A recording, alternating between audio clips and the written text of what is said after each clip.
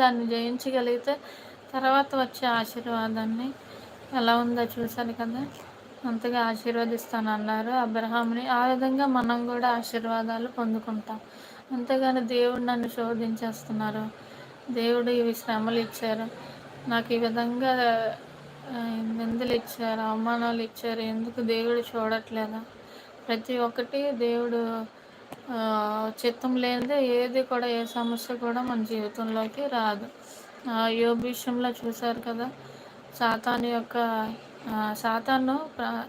యేసయ్య సాతానికి పర్మిషన్ ఇస్తేనే అది ఏదైనా సరే సమస్యలు సృష్టించడానికి దేవుడే నిర్ణయించాలి. దేవుడు ఎలా చేస్తానే కానీ దానికి ఏ అధికారం కూడా లేదనమాట. ఆ విధంగా మనల్ని ఇంకా విశ్వాసంలో ముందుకు తీసుకెళ్ళడానికి దేవుడు శ్రమల్ని అలౌ చేస్తాడే కానీ మంచికే కానీ చెడుకైతే లేదు.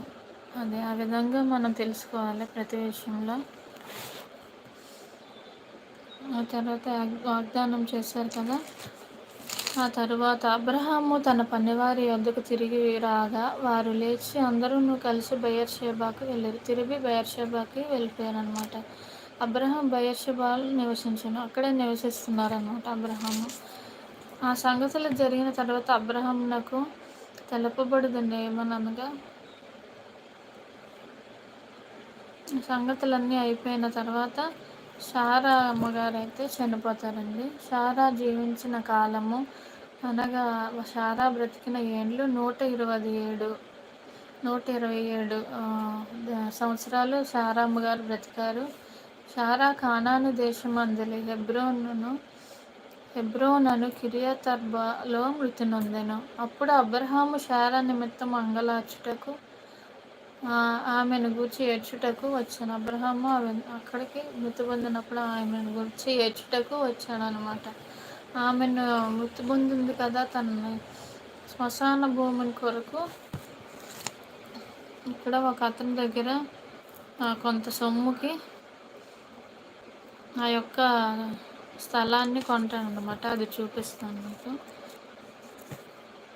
23వ అధ్యాయం ఆదికాండము 17వ వచనము చూడండి. అలాగనే మమ్రే ఎదుటనున్న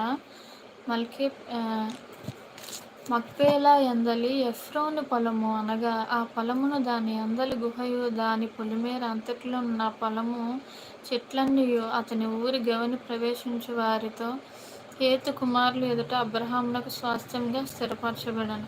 ఆ తర్వాత అబ్రహాము కానాను దేశంలో హెబ్రోనను మమ్రే ఎదుట తను మల్పేలా పొలము గుహలో తన భార్య అయిన శారాను పాతిపెట్టాను.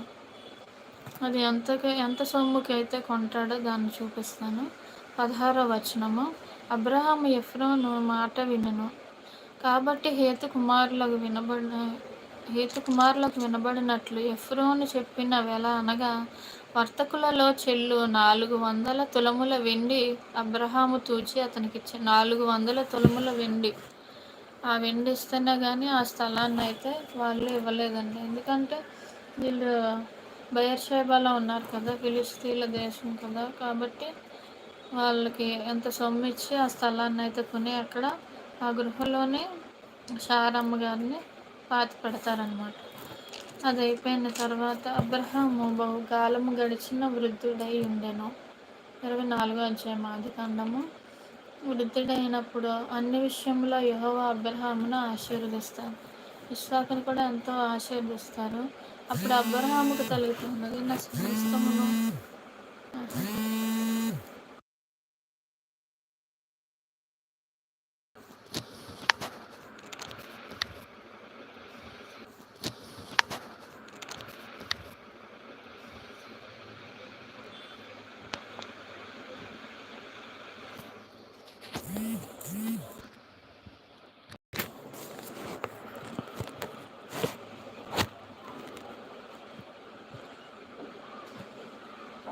ఒక చిన్న కాల్ వస్తే మాట్లాడానండి, క్షమించండి. ఓకే.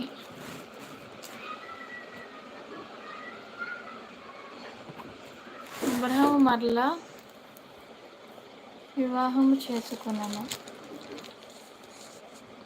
అబ్రహాం అంట మళ్ళీ వివాహం చేసుకున్నాడంట. ఆమె పేరు కెతూరా.